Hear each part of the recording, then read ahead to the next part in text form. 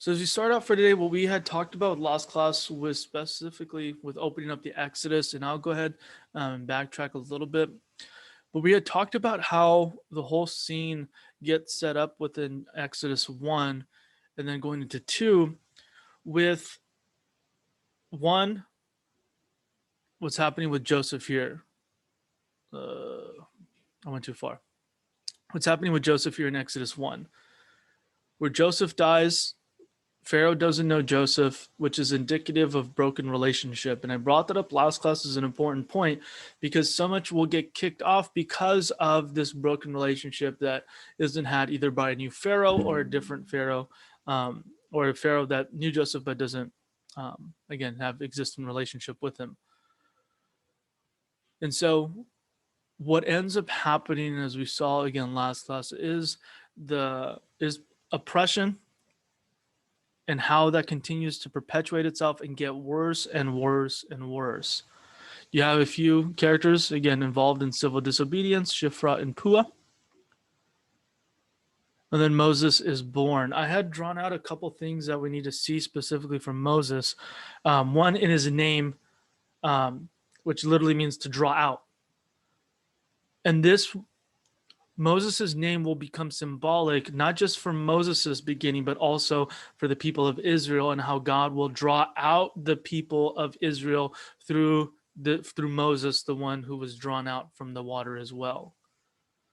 And so I had explained how in Genesis 1, Moses is called Tov by his mother, which reflects a kind of continuity with Genesis in this repetition of an individual, God in Genesis, and then Moses' mom in Exodus, seeing some kind of creation is good, and that again begins to kick off a series of events, which in Exodus will be the Exodus. Moses is hidden in an ark, which again ties to Genesis as well. And so we talked about Pharaoh. Who Pharaoh was, we can't necessarily be sure, but it's likely Ramses II.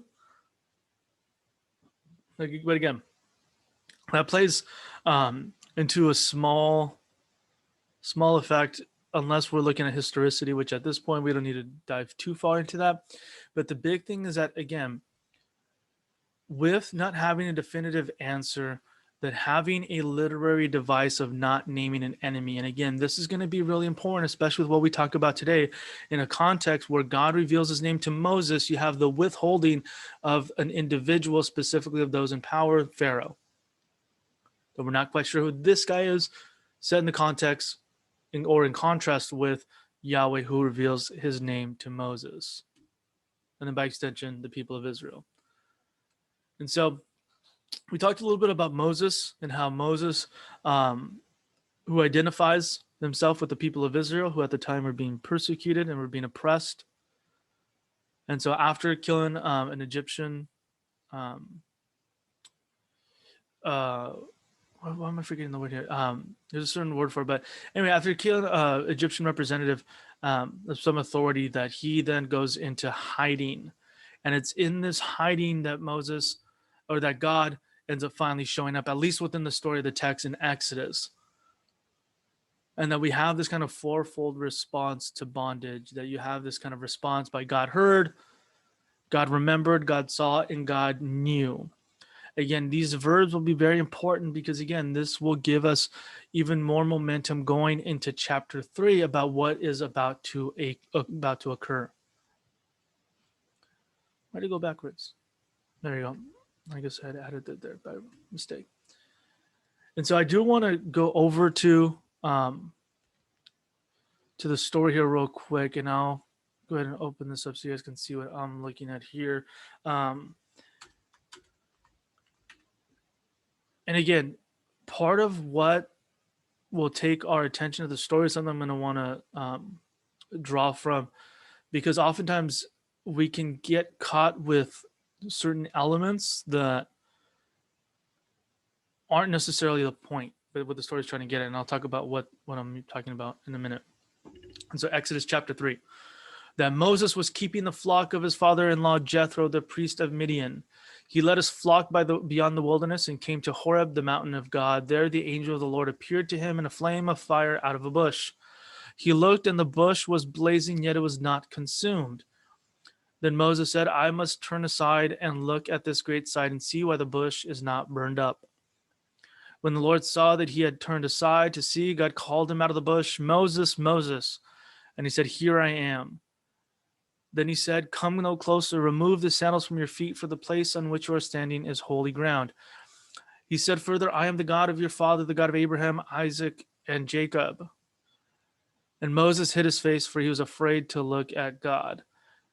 Then the Lord said, I have observed the misery of my people who are in Egypt. I have seen the misery of my people who are in Egypt.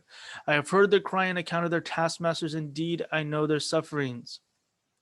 And I have come down to deliver them from the hand of the Egyptians, and to bring them up out of that land to a good and broad land, a land flowing with milk and honey, to the country of the Canaanites, Hittites, Amorites, Perizzites, Hivites, and Jebusites.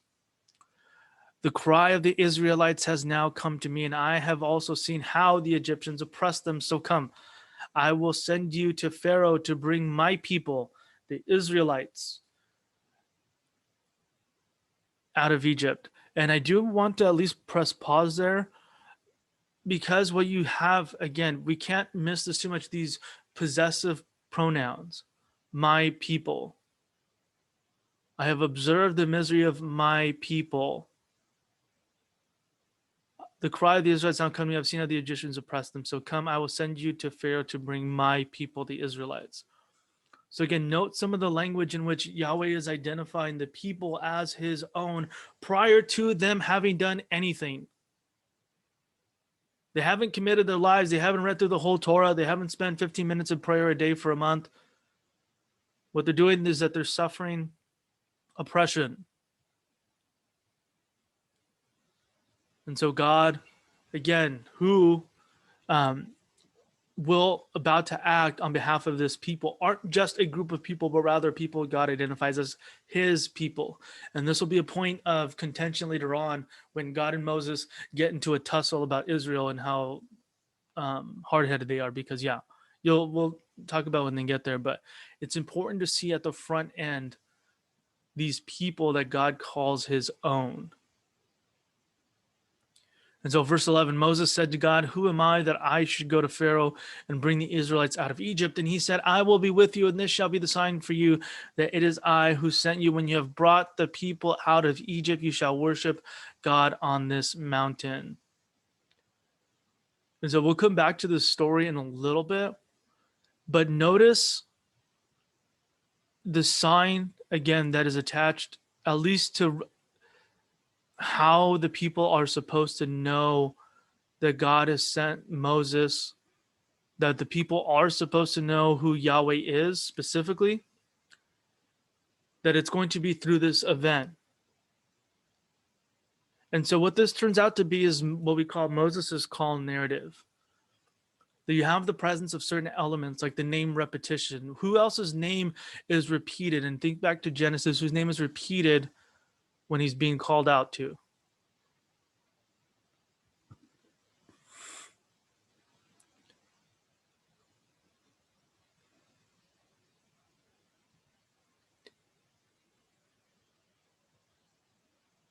Might be a little bit difficult to think, but you have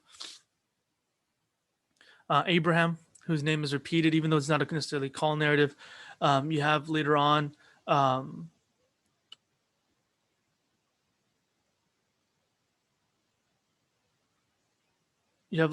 with Samuel, where Yahweh calls out Samuel, and you have this repetition within two names. Like Samuel, Samuel, Moses, Moses, Abraham, Abraham. There's going to emphasis to get the attention of the individual, which at least at this juncture is Moses' call narrative and God preparing Moses for what he's about to do. And Horeb, when God meets Moses, is translated as wasteland. It's in the middle of the desert where there's not much around. And any of you that have lived in the desert, been to the desert, know it looks a whole lot like nothing. And when you go into deserts, just, when you take a look around, it's like, yeah, there's nothing out here. And not that there's nothing, but again, it's just not a lot. And so it's in this place that God meets Moses. Again, it's not on top of, not just on top of a mountain. It's not necessarily in a religious experience, but rather in the wasteland in the middle of nowhere. And that God again uses a natural vehicle for that which is not natural. What he does use again is a bush or a plant. And that what happens is that God speaks from in the midst of or in the middle of this bush, and he speaks and calls out to Moses from there. And I had brought up this word before, theophany, and that's what's happening again here, where there's an appearance or a manifestation of the divine. And the reason why I brought up early is that usually we get our attention caught up in the on the thing that we're not supposed to, but especially with theophanies, it's not the means that are most important. The bush burning or not, this bush being on fire without um, wasting away because of it, isn't the point of attention as much as it is trying to point us towards there's something very important about to be said. And again, the burning bush is trying to point towards something else, which is what God is about to do, specifically in the Exodus. And that the emphasis all throughout the narrative here is on divine initiative, that God takes the initiative. And that there's a quote that divine holiness is of such a character that it invites rather than repels human response, inviting Moses into genuine conversation. I believe that's Ellen Davis. But that God's uniqueness is one that invites invitation, invites participation. It doesn't say, oh, God doesn't say, I'm so holy and separate from you, so get away from me. I'm going to take care of this on my own. But rather, God's uniqueness is that he invites partnership with himself in order to accomplish what it is that he's desiring to do. And so again, even though the emphasis is on divine initiative of God in initiating, instigating what's about to happen, he's also inviting Moses into the process of what will become Israel's liberation. And so it's not just it's not just kind of and if you have like nieces or nephews, and when you're playing something with them, it's like we took the kids for a walk. My nieces and nephews came over yesterday, and we went on a walk. And because the dog, our puppy, she's like 55 pounds, and our niece is like 20 pounds, so she's a little thing. And so we hand her the leash, but she kind of like she's holding on to it as strong as she can, thinking this doesn't pull any moment. But I have the other side of it, where she thinks she's holding on to it, but I know like, okay, if this dog tugs, she's gonna fly, like just fly into the wind. And so it's not necessarily like that, where the little brother, little sister has the controller, but it's not even plugged in. That God doesn't necessarily play like that with Moses. But again, that rather uses and empowers Moses towards a certain end that is not just meaningful, but is also genuine. That Moses will become a key player in what God is doing in for Israel.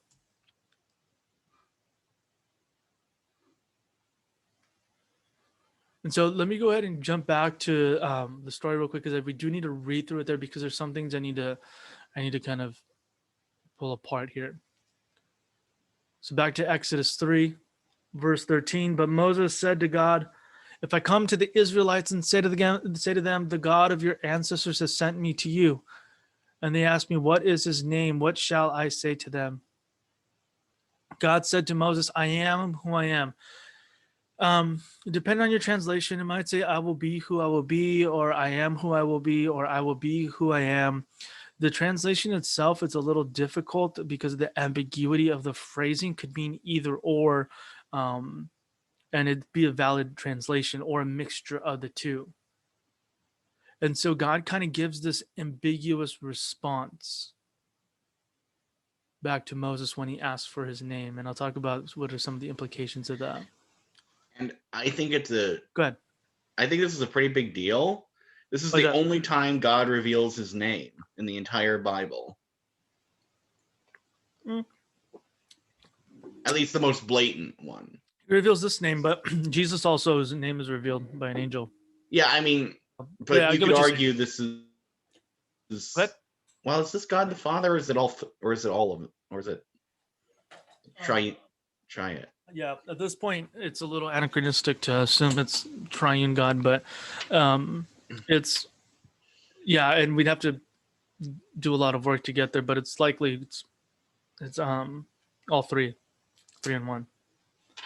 Um, so so God said to Moses, "I am who I am," and He said further, "Thus you shall say to the Israelites, I am has sent me to you." God also said to Moses, "Thus you shall say to the Israelites, the Lord, this is Yahweh, the same." This is the same name. It's already been translated though, and oftentimes in your Bibles you'll see it like this: Lord with a ord kind of lowercase. But this name is the same one as it's over here, or it's the verb form, but ends up getting condensed over here. The God of your ancestors, the God of Abraham, the God of Isaac, and the God of Jacob has sent me to you. This is my name forever, and this is my title for all generations. Go and assemble the elders of Israel and say to them, the Lord, the God of your ancestors, the God of Abraham, Isaac, and of Jacob, has appeared to me, saying, I have given heed to you and what has been done to you in Egypt. I declare that I will bring you up out of the misery of Egypt to the land of the Canaanites. And then you have the people's name there: Hittites, Amorites, Perizzites, Hivites, Jebusites, a land flowing with milk and honey. They will listen to your voice, and you and the elders of Israel shall go to the king of Egypt and say to him, the Lord, the God of the Hebrews, has met with us. Let us now go a 3 days journey into the wilderness so that we may sacrifice to the Lord our God. I know, however, that the king of Egypt will not let you go unless you let you go unless compelled by a mighty hand. So I will stretch out my hand and strike Egypt with all the wonders that I will perform in it. After that, he will let you go. And so they'll talk about the plunder that's going to happen later on. What's up, Josh? Why do the Jewish people translate "am" to Yahweh? Because of what's going on here, that I would need to show the Hebrew, and I'd usually be able to do this on a whiteboard, but I could definitely go through this next class to explain it in more detail. But it's because of what is happening with the verbs that you have hia, hia bach, hia. It's yeah, exactly. I'd have to, the way that the Hebrew, it's one verb. Um, you have a kind of connecting article, and then you have another verb. So you have, it's like somebody asks you, "Who are you?" You say, "It is what it is," using that kind of phrase. And so again, the similar thing is happening here, that you have the repetition of the I am, or being who I am, or I will be what I am. And so again, it's really roughly translated because it's in reference when you'd ask somebody their name. Well, I am John, I am Bill, I am Lisa, whatever you say. But again, the reference here is I am who I am. Like that's who I am. So it's taken from a form from here, and then thus gets Yahweh over here on this side. But again, I'll show you next class. Show you guys next class what's going on in Hebrew. I am Yahweh in the Hebrew language. It's a form of it, but again, it's combined with the verbs there. And so you'll see in different forms, it'll show up. And let me do this.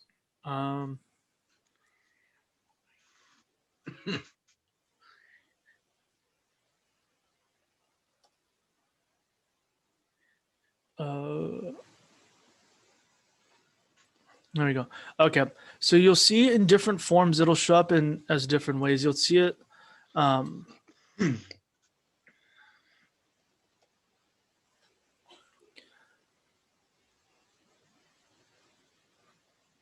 Let me flashback out here. Okay.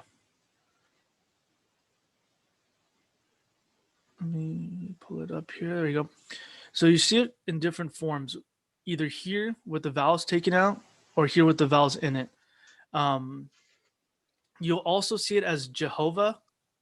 That's a different form of the same name. But what happened there is that there's some German scholars that try to figure out how to put this back together, because again, um, when Hebrew scribes were writing down the Old Testament and they continue to pass it along, what they did is that they dropped the vowels because God's name was too holy. And so we're not quite sure whether what the vowels are here. But over time, you kind of figure out like, okay, well, there's different forms of Yah and Jah um, that have appeared. And so they kind of figured out this part, but this second half is kind of empty. But yeah, so Germans try to figure it out. What they did is that in Hebrew, they condense Adonai in Hebrew and Yahweh to fill it in. Germans don't have a Y, they have a J. So that's how they came up with Jehovah. But again, but the Hebrew form of the best we've got, if you're going to be pure about it, is going to be this one at the top, because again, we don't know the vowels. But the second one at the bottom, Jehovah is Yahweh also, or is it a different name for God? Yeah, Jehovah is a name for God. It's just a different form in German. So it's like it's more the anglicized one. What's up? So it's like Jesus and Jesus. It's the same name. It's just a different language. Yeah, but it's also a different approach, though, of how they've put it together. And so, again, I don't.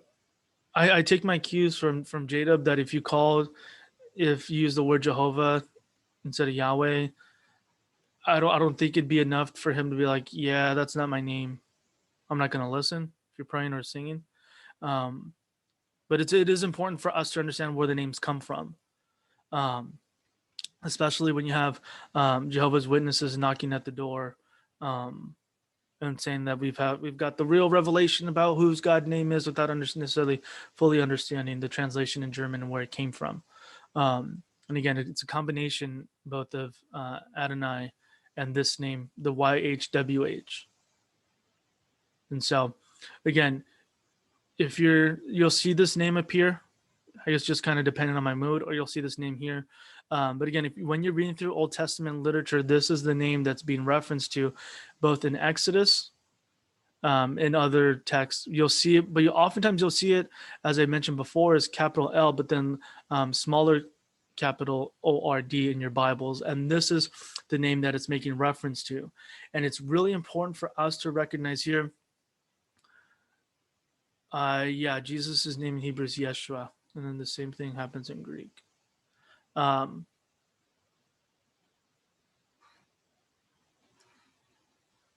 That even though the precise pronunciation is uncertain, there are descriptions, things we can find out about making the connections to God's name.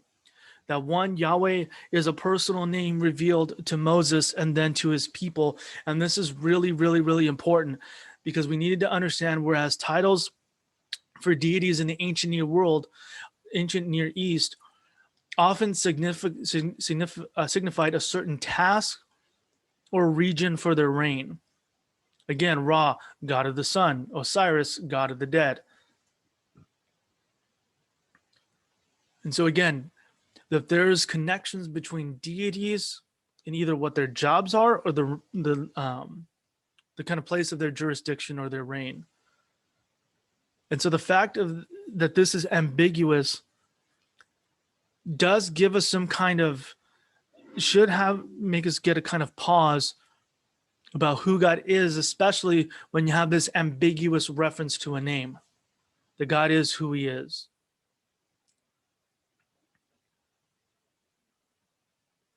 But that again, the Yahweh reveals that he's a God of grace. And that's starting with Exodus 20, well, even before then, and how God is connecting himself both as Savior and Liberator for Israel. That his name is inherently connected with the Exodus event. That again, it's relationship and action. It's not just one or the other.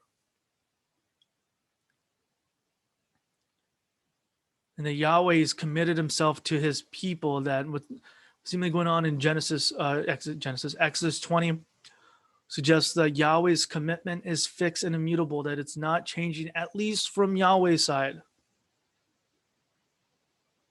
And that Yahweh is a jealous God, not so much that he's jealous out of insecurity or competition, but more so that he has a claim to a unique monogamous relationship with his people. The Yahweh doesn't do side pieces. His people are his people, singularly devoted to them.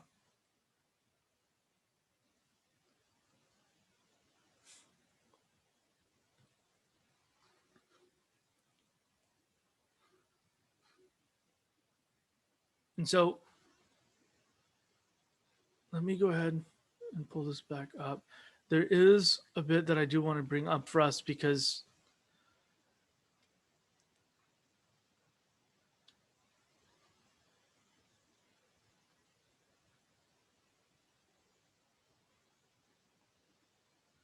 there we go.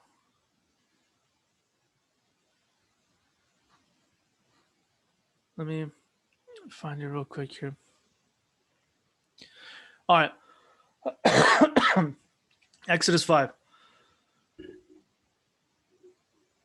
So afterward, Moses and Aaron went to Pharaoh and said, "Thus says the Lord, the God of Israel, let my people go that they may celebrate a festival to me in the wilderness."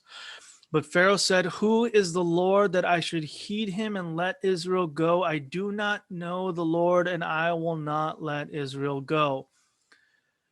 Then they said, "The God of the Hebrews has revealed himself to us. Let us go a 3 days' journey into the wilderness to sacrifice to the Lord our God, or he will fall upon us with pestilence and sword." But the king of Egypt said to them, "Moses and Aaron, why are you taking the people away from their work? Get to your labors." And so Pharaoh continued, "Now they are more numerous than the people of the land, and yet you want them to stop working." And that same day, Pharaoh commanded the taskmasters of the taskmasters of the people, as well as the supervisors, "You shall no longer give the people straw to make bricks as before. Let them go and gather straw for themselves." So it ended up making the work worse and more difficult. But what I want to focus on here, again, is this line. But Pharaoh said, "Who is the Lord that I should heed him and let Israel go?" And this line is more rhetorical challenge than it is a question of curiosity. It's a rhetorical challenge more so than it is a question of sincere curiosity. That it's not just simply Moses making the request or demand by Yahweh, but again, this alternate deity, this different deity that is now in the land, desiring the worship of his people, which at this point have been taken captive in order to serve as the labor force. And so Pharaoh's response, again, is not curiosity, more of a rhetorical challenge. Any of you that have played sports or any competitive game will know somebody new on the court. You don't know them. You never seen them. Who's this dude? Who's this chick? Who's this guy? Who's that girl? And again, it's much less a curiosity and much more of a challenge, almost provoking them to ask them to prove themselves, challenging them to prove themselves. And it's this challenge or question that will receive an answer. And this is where so many of the plagues will be responses to show Pharaoh and Israel, as a matter of fact, who Yahweh is. That again, this question that Pharaoh brings up is one that will be responded to not just for Pharaoh's sake, but also for Israel's sake, and not just for Israel's sake, but also for Pharaoh's sake. That both of these groups, these individuals, one individual in this group of people will come to understand and recognize who Yahweh is. That this one who has a name, I am who I am, or I will be who I will be, this obscure character who's the God of Abraham, Isaac, and Jacob, will make himself known to Israel through these signs, most specifically the Exodus. I've already read this part, but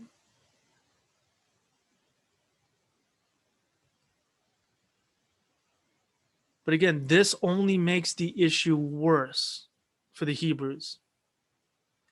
And I had kind of cut it off here a little bit, but the same day Pharaoh commanded the taskmasters of the people, as well as their supervisors. You shall no longer give the people straw to make bricks as before. Let them go and gather straw for themselves, but you shall require them the same quantity of bricks as they have made previously, and do not diminish it, for they are lazy. That is why they cry, Go, let us go and offer sacrifice to our God. Let heavier work be laid upon them. Then they will labor at it and pay no attention to their deceptive words. And so, again, the situation only gets worse after Yahweh intervenes on their behalf. I've got a question. Go ahead. This is kind of this is sort of irrelevant to this specific slide, but I wanted to ask it. Okay. Was Was it one of the ones in the back? What's that? Was it one of the previous ones? Oh no, it wasn't on the slide. Oh, okay. I was just when we were doing the reading. Yeah. There's a part in Exodus 4, I think, verses 24 to 26, where God goes to kill Moses, and then his wife circumcises their son, and then God spares his life. I just explanation. Yeah. Why? Well, the short answer is that Moses is uncircumcised. The question that I continue to have that there's really not an answer to, because the text really doesn't address it, is why does circumcision become an important part at that point? And it seems to hinge upon the fact that now that why God didn't tell Moses before, hey, let's make sure you get circumcised before I have you go into this thing that I want you to do. It's not left to us to know. Again, those details aren't included, but it does have to do with circumcision, because it says, depending on the text, it'll say either it was thrown at his waist or his feet. Both of them are trying to soften the Hebrew and trying to say that the foreskin that's taken from the baby is thrown at Moses' crotch, in essence, to cover the place where he's supposed to have shed his own blood because of circumcision. And so again, this random turn of events is part of the kind of mystery and the wildness to the Old Testament, especially the Exodus narrative, where these kinds of things happen. Partly similar, it seems to be arbitrary, but again, it does. The best explanation that I've seen and have research on it has to do with circumcision, and circumcision before Moses goes and does what God's asking him to do. Right. I couldn't tell if it was because of that, or because his son wasn't, or because both, or because God was mad that he intermarried with a Midianite, right? Or what? But the fact, his marriage to a Midianite doesn't seem to be as much of a deal for Yahweh as much as it does to be a deal for Miriam and Aaron. Mm-hmm. Yeah, which brings up. Go ahead. Oh no, I was just gonna say there's just a lot of unanswerable questions about the scenario. Yeah, and that's one of them. And I had alluded to it at the start of class, where it's just there's places that we don't have a lot of answers to, because the text isn't necessarily giving us like, well, Yahweh got upset that Moses did this, and therefore he went into that. Like, no, one day Yahweh set out to kill Moses until his wife intervened, and like it just happens like this, like at a drop of a hat, like things just happen. And so, yeah, there's no explanation outside of circumcision prior to engaging in the Exodus work. So, but again, they had a whole conversation about what he was going to do, and why couldn't Yahweh have told him like, hey, I'm about to send you to go and to save the people Israel, going to deliver them from the hand of Pharaoh, but let's get you snipped up before you got to go. I don't know. Yeah, there's no necessarily definitive answer, but the best conclusions you come to has to do with circumcision, and that Moses needed to be a part or be engaged in a covenant activity prior to demonstrating a covenant commitment prior to going into the work, which the son ends up paying for. So yeah. Poor son. Yeah. Poor kid, man. Poor kid. And so, yeah, there's some stuff that just kind of takes wild turns like that. Not really sure why. So this leads us to a confrontation in Exodus 5, again, after the harsh treatment that happens because of Yahweh's demand for the people to be free, that they may worship. And so this does bring up a point that I want to kind of settle on for a minute. Moses, he's got some issues with anger, but he also has a lot of he also has a lot of guts, honesty with God. That you have this confrontation in 5:22 to 23 at the bottom there, that you have Moses charging Yahweh not with both doing evil and not delivering the people at all. And then you have this kind of confrontation and complaint, which prompts Yahweh's response in chapter 6. But you'll see down there, I underlined and italicized a specific word because, again, our English wants to soften some of the words. That then Moses turned again to the Lord and said, "Oh Lord, why have you mistreated, or why have you done evil to this people? Why did you ever send me? Since I first came to Pharaoh to speak in your name, he has mistreated, or he has literally done evil or hurt this people, and you have done nothing at all to deliver your people." Notice what is being repeated between these two characters. That Moses is confronting God with saying, "You're doing the same thing Pharaoh's done. Why have you done this thing which Pharaoh has done to us? You were supposed to have liberated us, but yet you have hurt us or done evil to us, this your people." And then Moses again asking the question, what was the point? And since I came to Pharaoh, he did the same thing you were doing to this people. And yet you've done nothing. Nothing at all to deliver your people. This kind of confrontational activity prompts Yahweh's response. It doesn't get him killed. It doesn't get him smited. It didn't make him any less faithful. That this kind of honesty that goes back and forth between Moses and Yahweh, I would fair to say this is part of what makes Moses so beloved by Yahweh, is this kind of brutal honesty and confrontation. And again, for some of us, it may be refreshing to see and hear such kind of boldness, because oftentimes in our lives, it's like, God, what in the world are you doing up there? Like, this is happening with my family. This is happening to me. And what's going on? And oftentimes in the Psalms, we just entered into Lent. Ash Wednesday was yesterday. I called it Ash Friday yesterday. I don't know why I wanted it to be Friday, I guess. That for us to take a pause and I would encourage you during this season to read through a psalm a day. What you choose, you kind of work through it. But you have in other psalms something like Psalm 22.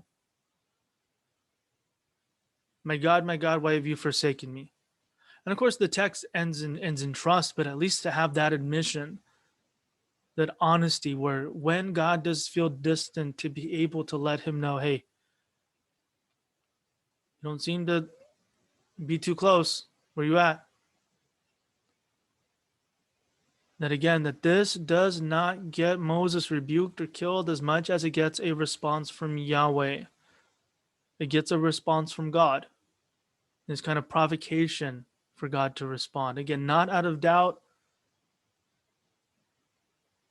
not out of anger, even though, again, nothing wrong with those two things, but rather even out of a desperation. To God, if you don't do something, we're in trouble. What was the point of all this? What was the point of going to school? What's the point of all these Zoom classes? What's the point of going to work all these hours? What's the point of praying all these prayers and doing all these things to try to stay positive?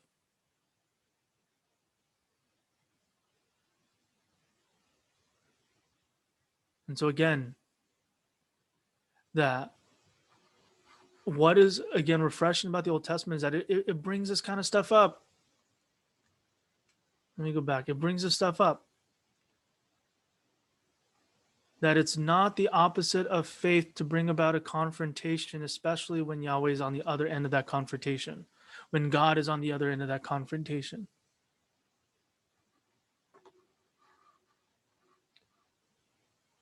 And so I'd encourage you guys, again, especially during the season, really for the rest of your lives, is that to see and be encouraged by and challenged by these kinds of texts and the ways in which we're both bold in our prayers and our honesty with God and then with one another.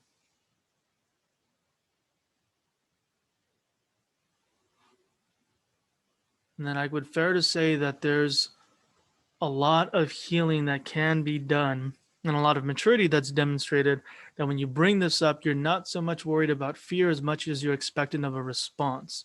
And that says a lot about the relationship that you have with God, relationship that you have with Jesus. That when you bring up these kinds of things, if you are more dreaded of a kind of backlash, of a fearful response, then again, to ask why you're so afraid to bring up these kinds of things.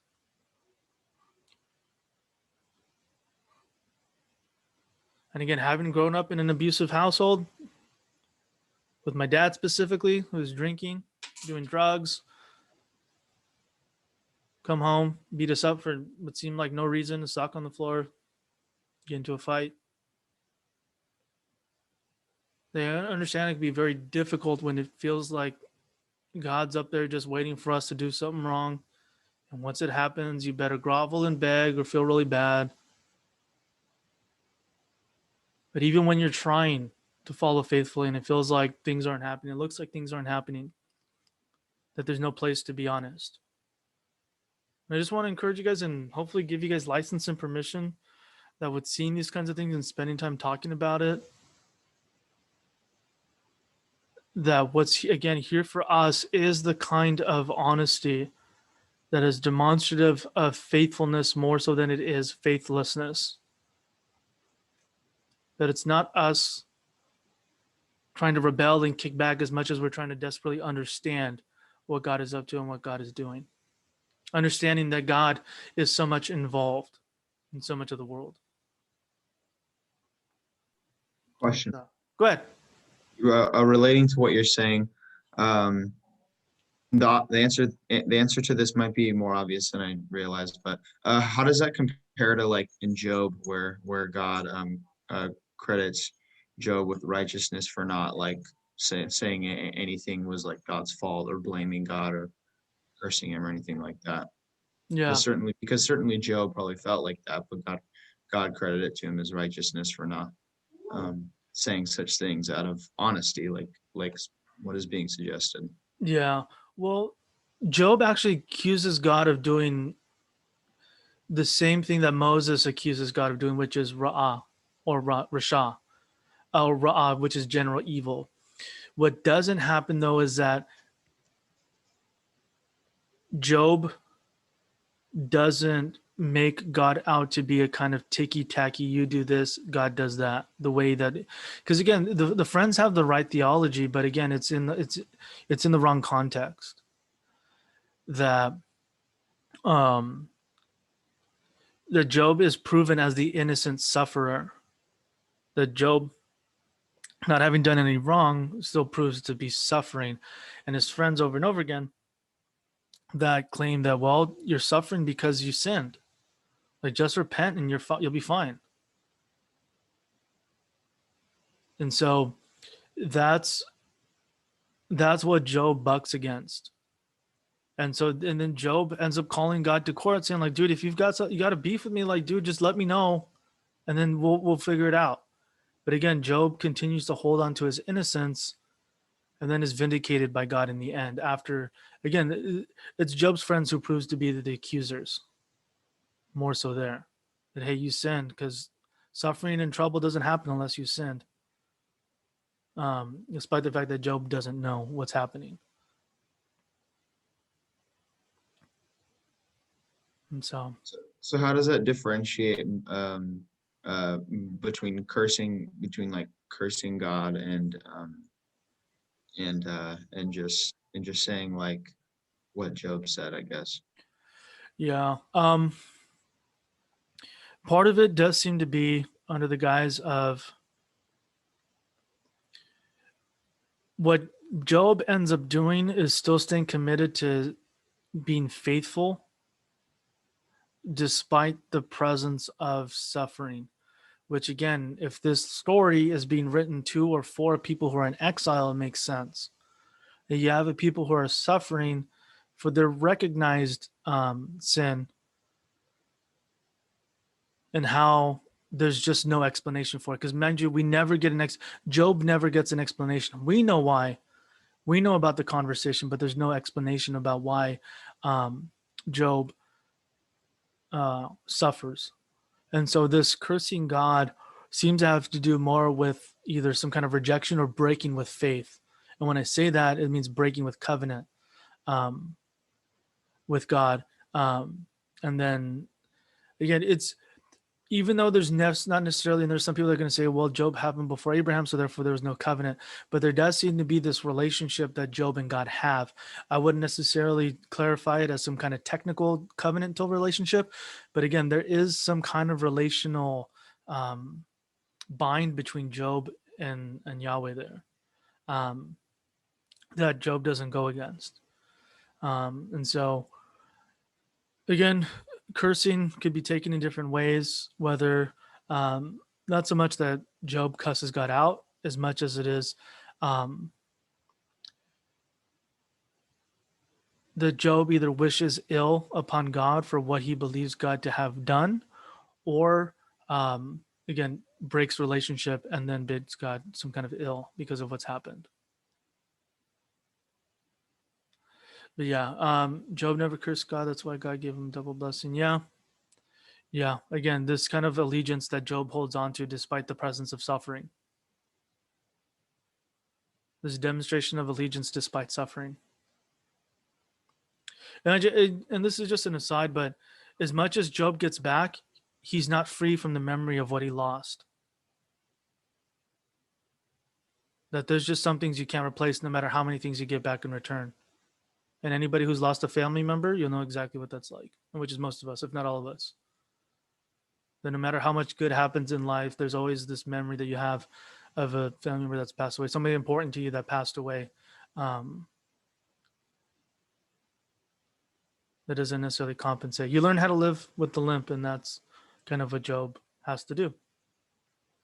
Job has to do. So, to answer your question, Elijah, yeah, I know it's kind of a roundabout thing, but given that we're talking about prayer and honesty and that kind of thing. Yeah, I think it does for the most part. Yeah. Yeah, for the most part. Let me finish out the rest then. If there's something that's not clear. No, I just think I need to go back and reread the Job story because it's been a minute. Like I need to, because that question was asked with a very brief understanding or knowledge to the book of Job to begin with. Oh, So okay. yeah. Yeah. Because I've only read like the first I started reading it a while ago and then forgot that I was reading it. Like I read like the first 12 chapters and I was like, Okay. wow, this is mostly about unwise counsel than it is, anything else. Yeah. And you'll want to notice some of the language. What is Job holding on to, and then what are the friends accusing him of? That what it provides a counterbalance to is Proverbs. Proverbs, most specifically, that if you do A, God does B, therefore C ought to happen. Job does it. No, it doesn't happen. And the Psalms wrestle with a lot of the same thing too. In Ecclesiastes, that guy, borderline atheist in Ecclesiastes. So it's just that's another difficult text to deal with too, just because of so much of the ambiguity that's there as well. But a lot of these are making suggestions towards the kind of way of life that is intended for the faithful that choose to follow Yahweh. And that it's not always going to be so clear cut, but yet there exists this kind of spectrum that there is wisdom for those who trust in Yahweh, that the fear of the Lord is the beginning of wisdom, while also giving space to places that, again, like, my God, why have you forsaken me? Why do you feel so distant and far off? And so it's not either or, it's both and.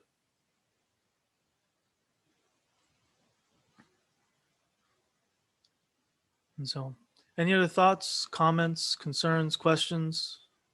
Let me go ahead and this back.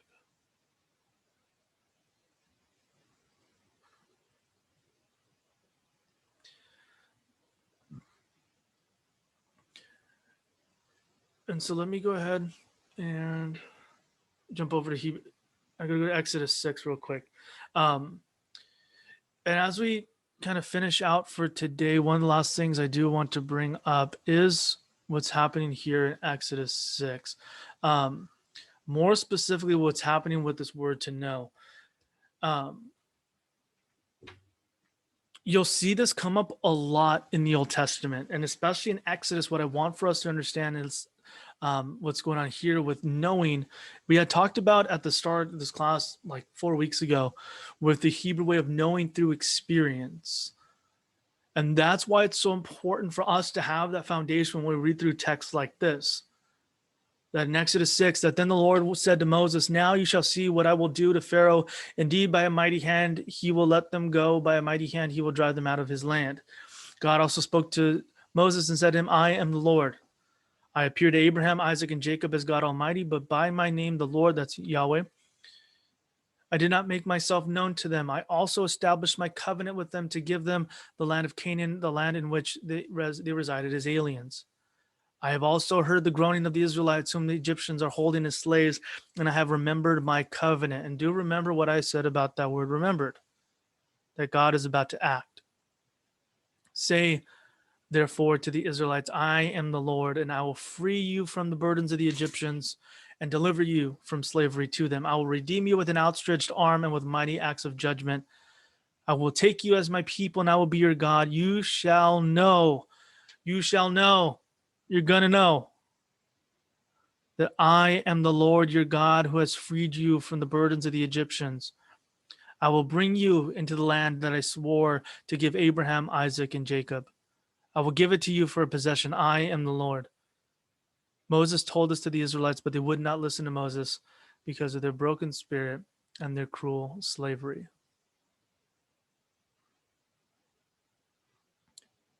And so here that this word in Hebrew is yada, and its knowledge tied to experience. Notice that Israel's knowing is tied to the Exodus event. It's not read from this book and you will know. It's not just spend this time doing this thing and you will know.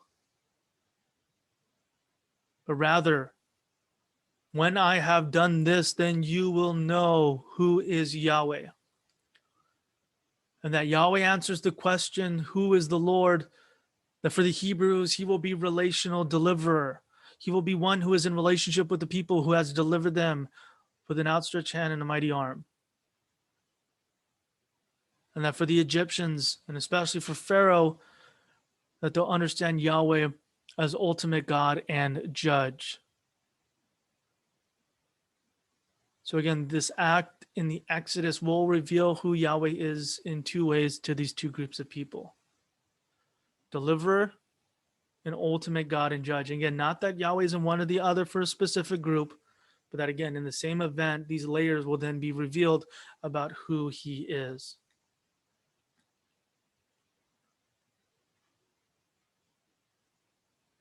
There's a little bit that I want to unfold here for you guys because it'll show up on a worksheet here.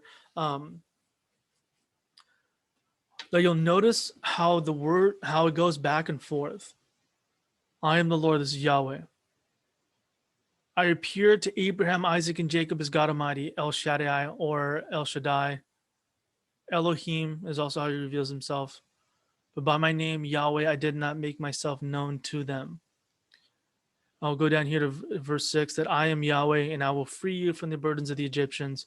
Verse 7, I will take you as my people. I will be your Elohim.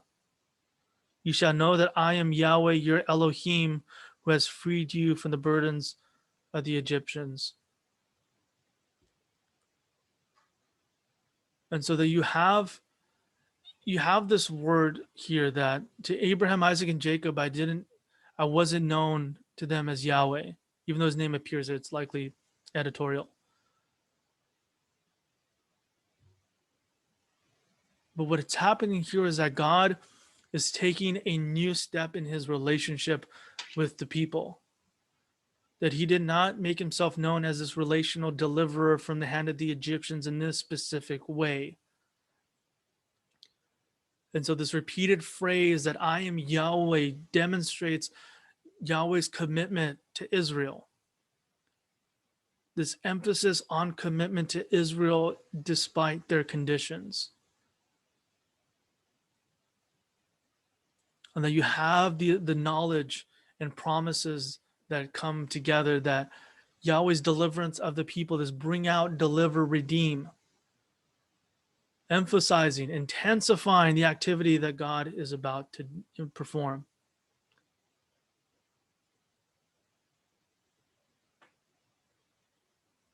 And again, that the people will know that Yahweh is their God in experiencing this activity, this divine activity, the Exodus.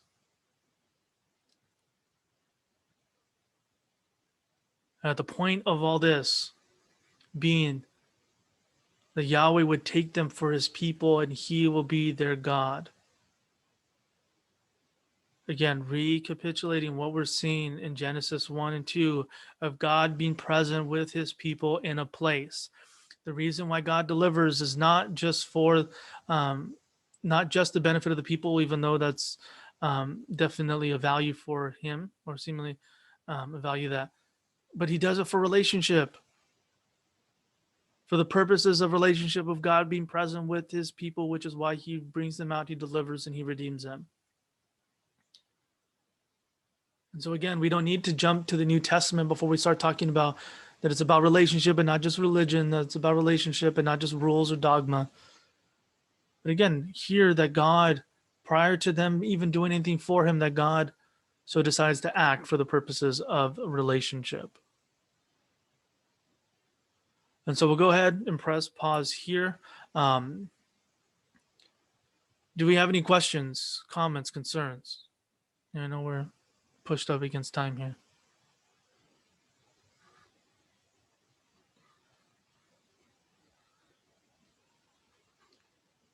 I had a question. Of course, It's about man, go ahead. something way earlier though. Do it. You talked about God being a jealous God. Yeah. And I feel like jealousy has such a negative connotation that it just kind of confuses me. Yeah. Yeah. So what I had put on the slide there, I had made brief mention of it, but oftentimes when we think of jealousy, it's because of insecurity. That there's something we feel inadequate about, so it causes us to get jealous and oftentimes envious of what another individual has that we would like. But there is a kind of jealousy, I don't want to say it can be good, but be reframed as the desire for exclusivity in relationship. You're mine and I am yours. And that's more of what is being described when it says that God is a jealous God. That's what's being communicated, is that not so much that God is insecure as much as it is that he's desiring and protective of a monogamous relationship with his people from his side.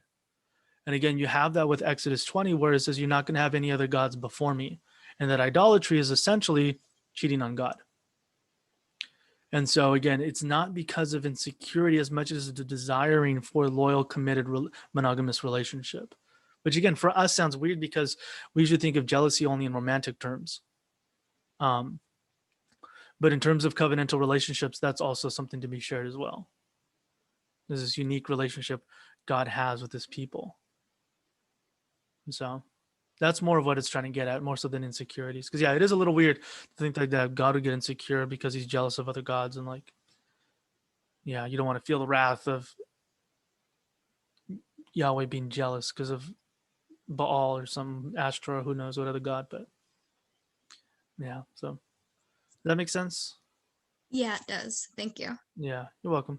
I think also something to go along with that is Mhm. when we talk about jealousy, it's usually with like, someone has, or at least I plenty of times observed, like someone doesn't do something wrong and someone has like jealousy towards them because of what they have or whatever, which is Yeah. I guess similar to envy. I don't really know the difference, but Mhm.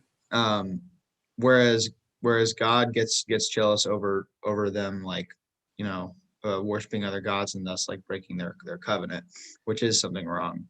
So there's also Yeah. that. Yeah. Again, it goes back to disloyalty. So, all right. Well, if you guys need to go, you guys are free to go. But if you have any questions, I'll be here for a few minutes. You guys have an awesome Thursday. Great You too, Friday. Professor. Great Thank weekend. you. You're welcome. Thank you. See you guys.